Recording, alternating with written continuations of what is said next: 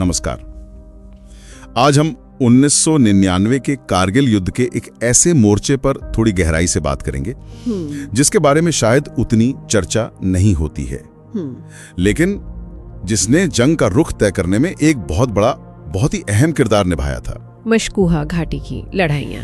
बिल्कुल, मशकोहा घाटी। हमारी ये जो सारी बातचीत है ये high altitude warfare victory in Mushkoh valley किताब के कुछ हिस्सों पर आधारित है। तो आज का हमारा मकसद ये समझना है कि आखिर ये मशकोहा घाटी मतलब ये इतनी जरूरी क्यों थी और भारतीय सेना को पॉइंट 4875 जैसी चोटियों पर वापस कब्जा करने के लिए किन किन मुश्किलों से गुजरना पड़ा। और हम कुछ ऐसी कहानियों को भी छुएंगे जो हिम्मत और बहादुरी की मिसाल है। हाँ बिल्कुल। देखिए, मशकोहा घाटी का मामला सिर्फ एक जमीन के टुकड़े का नहीं था। उसकी जो लोकेशन थी वो बहुत खतरनाक थी। अगर दुश्मन वहां जम जाता तो ये कश्मीर घाटी और जम्मू के डोडा किश्तवाड़ तक घुसपैठ का एक सीधा हाईवे बन सकता था। एक सीधा रास्ता। हाँ, एक सीधा रास्ता। लेकिन जो सबसे बड़ी सिरदर्दी थी वो थी पॉइंट 4875 पर दुश्मन का कब्जा। पॉइंट 4875, ये नाम बार बार सुनने में आता है। ऐसा क्या खास था इस चोटी में? आप इसको ऐसे समझिए कि ये चोटी एक ऊंचे टावर की तरह थी, एक मॉनिटरिंग स्टेशन, जहां से श्रीनगर कारगिल लेह को जोड़ने वाले नेशनल हाईवे का करीब 30 किलोमीटर का हिस्सा साफ नजर आता था। 30 किलोमीटर? हाँ, 30 किलोमीटर। इसका नतीजा ये हुआ कि दिन के उजाले में हाईवे पर हमारी गाड़ियों का, हमारे कॉन्वॉय का निकलना लगभग नामुमकिन हो गया था। मतलब हमारी पूरी सप्लाई लाइन, पूरी की पूरी लॉजिस्टिक्स खतरे में थी। बिल्कुल। दुश्मन ऊपर बैठा था और एक एक ट्रक और कॉन्वॉय को निशाना बना सकता था। हालत इतनी, आप सोचिए, इतनी खराब थी कि हमारे हेलीकॉप्टरों को भी दुश्मन की नजरों से बचने के लिए पहाड़ों से चिपककर बहुत नीचे उड़ना पड़ रहा था। अच्छा। तो ये बिल्कुल साफ था कि जब तक पॉइंट 4875 को खाली नहीं कराया जाता हम ये जंग जीत नहीं सकते। और इस मिशन की जिम्मेदारी सौंपी गई 79 माउंटेन ब्रिगेड को। ठीक है, तो अब तस्वीर थोड़ी साफ हो रही है।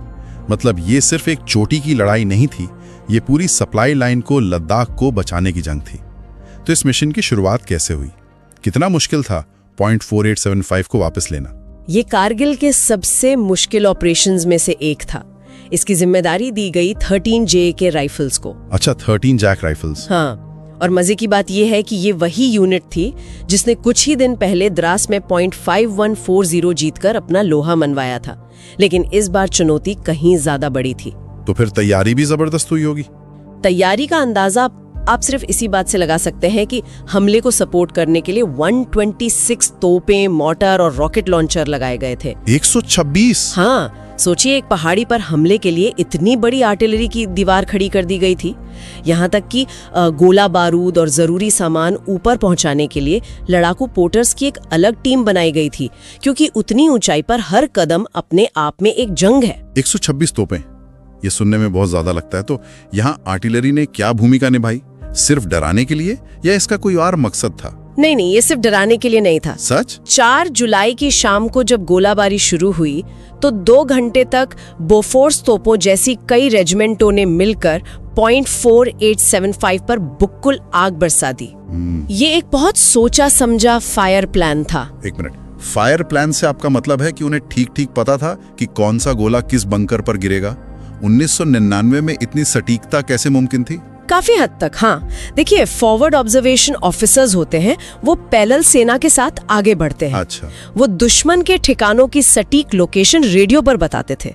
तो फायर प्लान का मकसद था दुश्मन के बंकरों को तोड़ना, उनके कम्युनिकेशन को काटना और सबसे जरूरी, हमला करने वाली हमारी पैदल सेना को आगे बढ़ने के लिए कवर देना। मतलब ये सिर्फ अंधाधुंध फायरिंग नहीं थी। पैदल सेना सब एक ही लय में काम कर रहे थे और यही तालमेल जीत की असली कुंजी थी।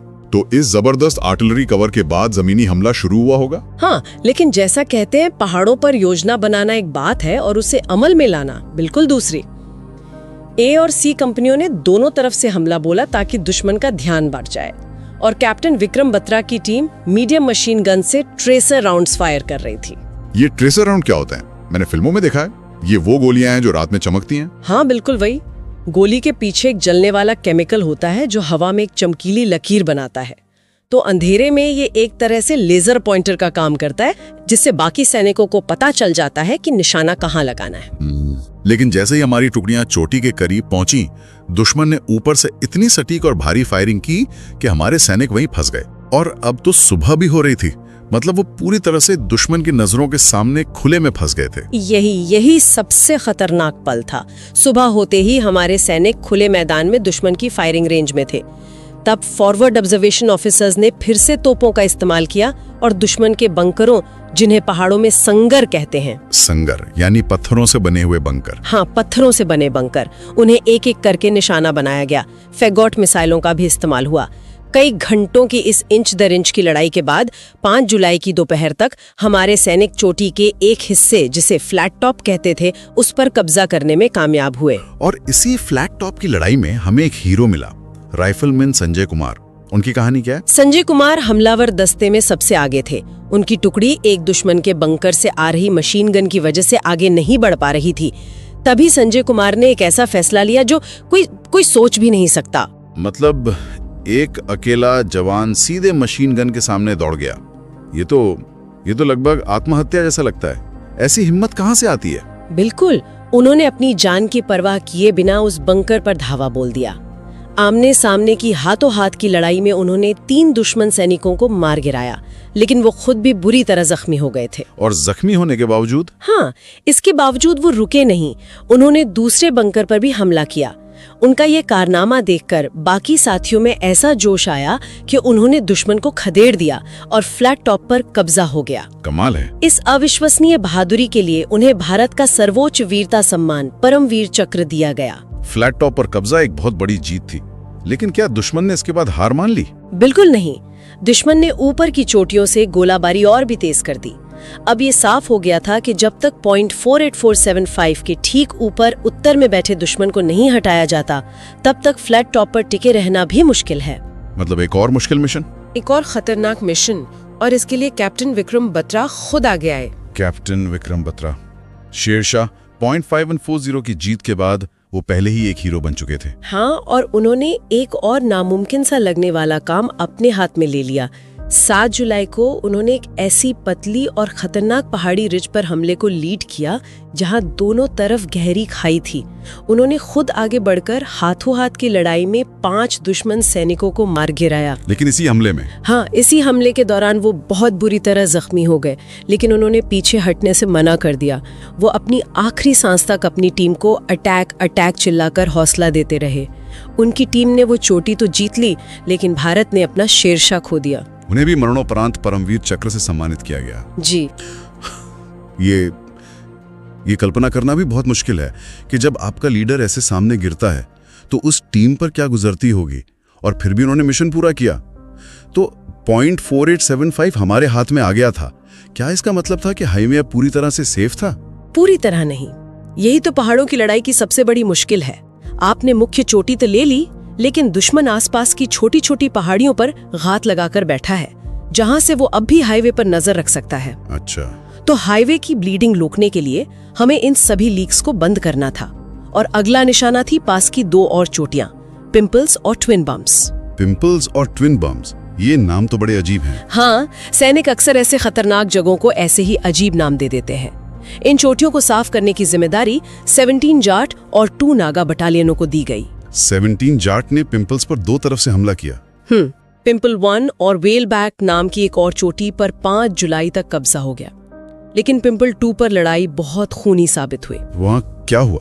हमले के दौरान 17 जाट के कंपनी कमांडर बुरी तरह जख्मी हो गए। अब पूरी कमान की कमान उनके सेकंड इन कमान एक नौजवान ऑफिसर कैप्टन अनुज नैयर के हाथों में आ गई। इतने केओस के बीच जब आपका सीनियर ऑफिसर गिर जाए तो एक 23-24 साल का लड़का अचानक पूरी कमान की कमान कैसे संभाल लेता है? क्या इसकी कोई खास ट्रेनिंग होती है? यही तो भारतीय सेना की जूनियर लीडरशिप की खासियत है। उन्हें इसी दिन के लिए तैयार किया जाता है। कैप्टन नैयर ने न सिर्फ कमान संभाली, बल्कि खुद हमले को लीड किया। उन्होंने एक के बाद एक 3 दुश्मन बंकरों को तबाह कर दिया, लेकिन चौथे बंकर को नष्ट करते हुए एक रॉकेट ग्रेनेड की चपेट में आकर वो शहीद हो गए। लेकिन उनकी बहादुरी ने मिशन को जारी रखा। हाँ, उनकी बहादुरी ने उनकी टीम को वो जोश दिया कि आखिरकार 8 जुलाई को पिंपल 2 पर तिरंगा फहरा दिया गया। और दूसरी तरफ 2 नागा बटालियन का मिशन था ट्विन बम्स पर कब्जा करना। हाँ, और उन्होंने एक अलग रणनीति अपनाई जो बहुत कामयाब रही। उन्होंने सीधे हमला करने से पहले द्रास और मश्को दोनों सेक्टरों की पूरी आर्टिलरी ताकत से ट्विन बम्स पर कई घंटों तक बमबारी करवाई। अच्छा, तो पहले दुश्मन को कमजोर किया। बिल्कुल। इसका असर ये हुआ कि जब 5 जुलाई की रात को पैदल सेना आगे बढ़ी तो दुश्मन का हौसला और बचाव दोनों ही टूट चुके थे। यानी पैदल सेना के हमले से पहले ही आधी जंग जीत ली गई थी। बिल्कुल। ये आर्टिलरी और इन्फेंट्री के तालमेल का एक और शानदार उदाहरण था। इस ऑपरेशन में कैप्टन आर.जे. प्रेमराज, जो 2 नागा के साथ फॉरवर्ड ऑब्जर्वेशन ऑफिसर थे, वो दुश्मन स्नाइपर की गोली लगने से बुरी तरह जख्मी होने के बाद भी तोपों को सही निशाना बताते रहे। 6 जुलाई तक ट्विन बम्स हमारे कब्जे में था। इसके बाद तो कैप्टन दीपंकर शर्वात के नेतृत्व में 2 नागा के जवानों ने एक और दिलेर ऑपरेशन में दुश्मन के मोर्टार ठिकाने पर छापा मारकर बहुत सारा गोला बारूद भी कब्जे में ले लिया। तो जुलाई के मध्य तक लगभग पूरा इलाका साफ हो चुका था, लेकिन जैसा आपने कहा, लड़ाई अभी खत्म नहीं हुई थी। नहीं, एक युद्ध विराम लागू हुआ, लेकिन जब पाकिस्तानी सेना ने कुछ जगहों से हटने से मना कर दिया तो ऑपरेशन फिर से शुरू करने पड़े। ऐसा ही एक इलाका था मश्को सेक्टर में जुलूस पर, और इस मिशन की जिम्मेदारी 192 माउंटेन ब्रिगेड को दी गई। जुलूस पर में क्या अलग चुनौती थी? यहाँ दुश्मन ने पूरे इलाके में लगभग 550 बारूदी सुरंगें और बूबी ट्रैप बिछा दिए थे। 550? हाँ, ये एक ऐसा इलाका था जहाँ हर कदम पर मौत का खतरा था।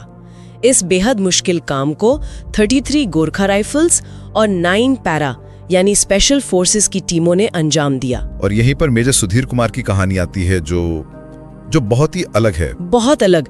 मेजर सुधीर कुमार युद्ध शुरू होने से ठीक पहले तक दिल्ली में सेना प्रमुख के एडीसी थे।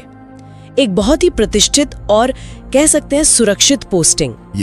ये बहुत अजीब लगता है कि एक अफसर जो सेना प्रमुख के साथ इतने सुरक्षित पद पर था, वो खुद युद्ध के मैदान में जाने की जिद क्यों करेगा? शायद यही एक फौजी की पहचान है। जब जंग छिड़ी तो उन्होंने खुद अनुरोध किया कि उन्हें उनकी यूनिट 9 पैरा SF में वापस भेजा जाए, जो उस वक्त कारगिल में लड़ रही थी। अच्छा। 24 जुलाई को उन्होंने जुलू टॉप पर हमले के लिए अपनी टीम को लीड किया। रास्ता बारूदी सुरंगों और खड़ी चट्टानों से भरा था, जिन्हें रस्सियों के सहारे पार करना पड़ा।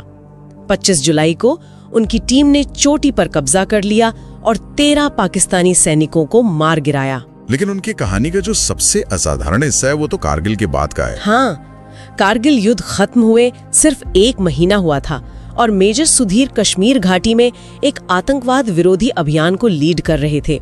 हाफरुदा के घने जंगलों में एक आतंकवादी ठिकाने पर हमला करते हुए उन्होंने 9 आतंकवादियों को मार गिराया, लेकिन इस मुठभेड़ में वो देश के लिए शहीद हो गए। मतलब 1 महीने पहले कारगिल की जंग जीती और 1 महीने बाद कश्मीर में शहादत। बिल्कुल। उन्हें शांतिकाल के सर्वोच्च वीरता पुरस्कार अशोक चक्र से सम्मानित किया गया। उनकी कहानी ये बताती है कि एक सैनिक के लिए जंग कभी खत्म नहीं होती।